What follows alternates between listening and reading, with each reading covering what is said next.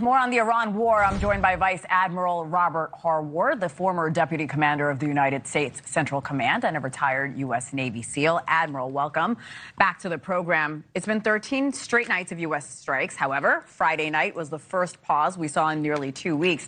Sir, with your expertise and experience, do you think this is a diplomatic opening or simply a tactical reset for the military? I think the president's always looked for political solutions here, and you're seeing that play out. You're seeing the UK and others now want to be involved with the dialogue because everyone understands how important the Straits of Hormuz are to them. So the president, as he's done in the past, is going to give these political options time to work.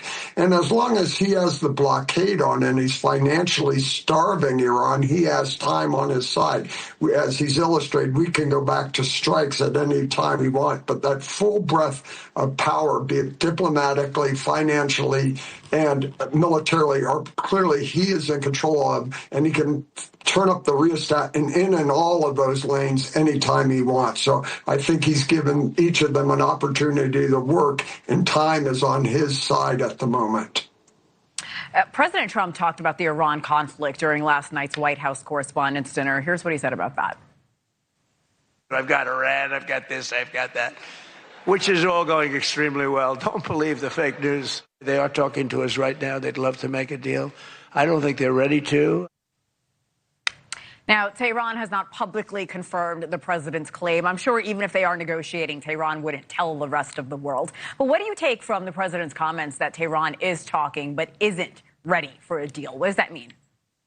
Well, I think its negotiations have gone nowhere, and they're not going to go anywhere. Their talking means they're going to give in. They're going to agree to ensure the Straits of Hormuz are not under their control, and they're not going to threaten it. So negotiations may be a false narrative. It may be more capitulation. He's going to continue to do what he wants and needs to do till the government of Iran poses no threats to the Strait of Hormuz and ends their nuclear program. And that's it, bottom line. So I don't know how negotiations are involved, but they're trying to stay in power, the regime, and any of those elements of power they can maintain. So they need that for their own lifeline. And again, I think the president realizes all this, and you see in that in his confidence because he knows how effective the military strikes have been. But don't forget, he's got 4 objectives here. He's focused on the first 2, the Straits of Hormuz nuclear program, and if both those are accomplished, then he can take his time on the other objective, shutting down the support for the surrogates, as you're seeing in the Houthis in Yemen, Hezbollah in Lebanon. We've got to shut that down as well. So I think if he accomplishes the first 2, he'll move forward and continue programs and policies that achieve those other objectives as well. Well, is the main objective, at least now, the first objective, reopening the Strait of Hormuz, Admiral?